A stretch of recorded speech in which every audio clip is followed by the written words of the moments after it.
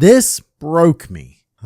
So usually I try to start off these videos with a very high energy hype introduction because mate, it's One Piece. Of course it's hype, but this just isn't the chapter for that. I think that Bartholomew Kuma will go down as the character who has suffered the most in all of One Piece, and it's not even close to over yet. He still hasn't even begun the whole cyborganizing process, which, while thematically appropriate for our Buccaneer martyr, has produced one of the darkest chapters in the series. And look, we've got to talk about Jewelry Bonney as well, because we know her age now, and it's not many. In fact, pre-time skip, you could count her age on 2 hands. And also, it may be time to start worrying about Eiichiro Oda. If you've read the chapter yourself, then you know what I'm talking about. And if you haven't read the chapter, then I'm going to tell you anyway, so no problem. Before diving into the depths of this chapter, however, this channel has advanced to the second stage of La Gala Pirata, in which we're nominated for Best International Content Creator, alongside Tekking BDA Law, the Library of Ohara, and so many others. So don't forget to vote for your favorite creator, because the eventual winner will receive this prestigious golden choo-choo. There's a link in the description to vote, and look, I really want that dog, but I won't be offended much if you choose to vote for someone else. Also, to make it clear, this is the last time you'll be asked to vote. After this round, the eventual winner gets decided by a panel of judges. And also, our channel artist Gracia is nominated for Best Spanish-Speaking Artist. So while you're over there, keep an eye out for her picture as well, and definitely throw her a vote. She puts a ton of work into making One Piece art for this channel, and definitely deserves a golden doggo at the very least. Alright, that's enough stalling, let's do this. Kuma's facial expression sets the tone of the entire chapter. It's a masterclass of subtlety because Kuma's face isn't radically different from usual, but it's just a few subtle choices of shading and pupils that completely shifts the atmosphere from gentle giant to war machine, to the point where Kuma even pushes himself too far. We hit a limit to his abilities and he's unable to teleport anymore. And remember, Kuma, he's a big burly buccaneer, so pushing him to any kind of limit is not a simple task. Getting to Jinny though, this is probably one of the darkest things that One Piece has ever outright done. There's a lot of implied darkness in the series, like Boa Hancock's backstory, as well as what Oda said about Viola's relationship with Doflamingo, but again, it's all implied. This is not an implication. This outright happened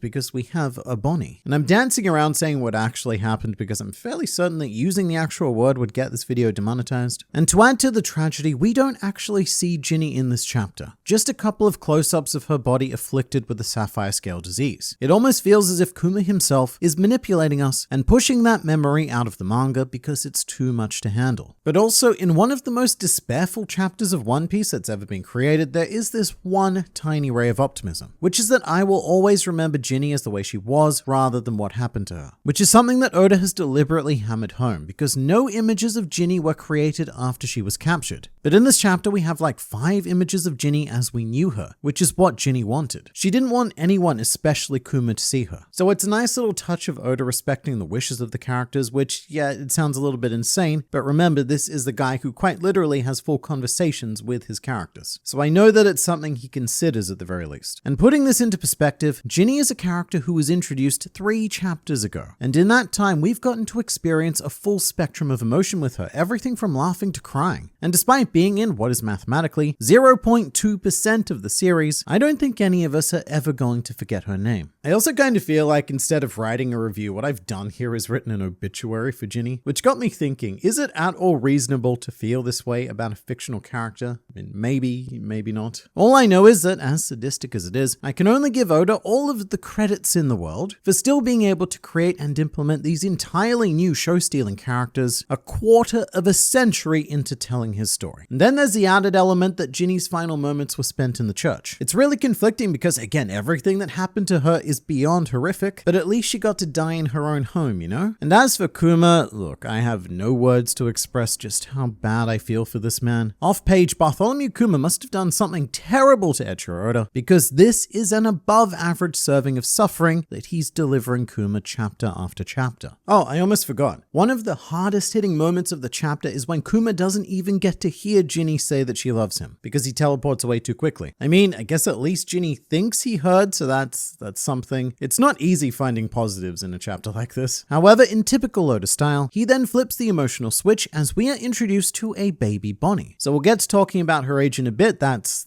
a whole thing of its own. But baby Bonney is painfully adorable, especially especially when Kuma's feeding her with the massive bottle. It's like a Kuma-sized bottle. But he knows that Bonney has Jinny's appetite, so it works. And then we have this nice montage, or I guess collage, showing the newfound duality of Kuma. It goes family image, war image, family image, war image, and so on and so forth. And Sabo even makes a cameo appearance in one of the war images, which shows a cool contrast as to how Kuma treats the children in his life within those different settings. And interestingly, I can't help but feel like we're already starting to see Kuma's personality split from his body, even before it literally happens. Because the Revolutionary Army Kuma that we see strongly resembles the grizzled, calculated cyborg that we know. So I guess Kuma has achieved a perfect work-life separation. Not balance, never balance, but separation, yes. At home, he's the loving pastor, and at work, he's the merciless soldier. Like a saint and sinner dynamic happening as well. But this is the first time in the life cycle of Bartholomew Kuma that this fracture is evident, and it's only going to get worse. More and more of that core humanity is going to be stripped and evaporate away over the next, I don't know, 2 chapters or so. So when and if Kuma does make it to Egghead Island, I wonder if that's going to be the first time that we will see modern day Kuma express an emotion of any kind. Because as this flashback goes on, Kuma's emotions are becoming a commodity that is only divvied out to Bonney. So surely their reunion will come with something, even just a slight cyborgian smile. So in the past, there's been a lot of theories about Bonney's name. It obviously contains neither Bartholomew nor Kuma, so just where did this jewelry come from? And that's actually the part of the chapter that kills me the most. Kuma's saying that she's adorned with such pretty jewelry. That and the origin of Kuma's classic quote, "If you were to go on a trip, where would you like to go?" Which I believe he first said to Perona in chapter 473, which makes sense. Kuma saw a young pink-haired princess, very Bonney-esque really, and so he got Perona out of harm's way and sent her on a holiday. Really nice guy. But like everything else in this flashback, it's absolutely twisted. Kuma's devil fruit allows him to practically teleport anywhere on the planet. He is the most free person. And there are probably some places he could take Bonney, like maybe Kuregana Island, although Mihawk wouldn't like it. But of course, what Bonney wants to do is go to Sky Island and Fishman Island, all of the exotic, difficult locations. So something else we see pop up is a reference to Amber Lead Syndrome, which is the disease that Law had. And it's interesting that the doctor goes to that first, because the genocide of Flavance would have happened, what, like a decade before Bonney's condition? And I guess that goes to show how rare it is. That the immediate first response was this already super rare and thought to be eradicated disease. But of course, Oda has created another fake disease, which in case you don't know, Oda has a policy of never using real diseases in One Piece, which is one of many reasons why Doku's Devil Fruit was used for a more quirky condition rather than say giving Law cancer or something. And why Stella didn't want Bonney to see Kuma's memories is getting more than understandable now. It's also very classic Kuma, and I want it known that I said classic with a K for alliteration. Kuma would never want to share this pain with Bonney. Instead, he'd take it all on himself and make sure that she had the happiest, most ignorance is bliss life possible. And also, she's only 12, so probably not the best age to share the horrific story of her birth. And I guess we should recognize that Bonney is half world noble, which is something I don't think we've ever encountered before, at least not to our knowledge. It has been assumed because if someone like St. Charles can have at least 13 wives, then look, these things are gonna happen. And I did briefly ask myself who the father could be. I started going through world nobles in my head before I realized that, you know what, I don't want to know. And I think it's best that Eiichiro Oda never reveals that, because then there would be some pretty serious bloodlust in the fan base, which I don't think that Oda is quite capable of satisfying. As it is, I think the world nobles are going to be very difficult to deal with as a group. I don't know if the typical answer of jail for all of you bad people is quite going to cut it here. But alright, let's have this discussion. We officially have Jewelry Bonney's age. And a lot of people are a bit confused by this because there's a lot of misinformation about Bonney's age that was spread on the internet. But basically there's an SBS where Oda refused to say how old Bonney is, but stated that she looks around 22, which would be 24 post time skip, which a lot of people misread or misheard, or misread or misheard it from someone who misread or misheard it. That's just how the internet works. You see a post on Reddit and you take all of the information from miscellaneous user at face value. But I did a video about the child Bonney theory a while ago, and all I'm gonna say is that it's pretty amazing how confident people are in the YouTube comment section when they think they know something. But Jewelry Bonney is 12 years old. The Bonney we're seeing right now is a preteen. Quite rare. In fact, Jewelry Bonney is currently only one of 2 characters who is 12 in all of the series, the other being Charlotte Wiro. Well, this might be a better comparison actually. Remember Isa from Skypiea? She's 11 now, so Bonney is only 1 year older than her. Let's get straight into it. I'm definitely feeling feeling a bit awkward about all of those butt shots and that one topless shot of Bonney in this arc. In fact, when I made the Child Bonney Theory video, my conclusion was that it probably wasn't true because Oda has gone to a lot of trouble to give her the full Nami Robin treatment. But then again, perhaps that was his masterful gambit all along. Nobody will suspect she's a child if we keep showing her ass. And yeah, well played, I suppose. It's a really great story twist. I genuinely love it, and I think that this is the best possible thing you could do with someone who can manipulate their age. But it does come with a bit of an uncomfortable retrospect, and I do question what Oda was thinking when he was drawing a lot of those Bonney shots. Also, it's official, Blackbeard canonically propositioned a 12-year-old girl. Actually, no, Bonney wasn't even 12 then, that was pre-time skip. So Blackbeard canonically propositioned a 10-year-old. That aside, there's a lot of fun retrospect that comes with this as well. Like Bonnie's introduction eating in the same restaurant as Capone Gang Beige, and he's disgusted because she's eating like a filthy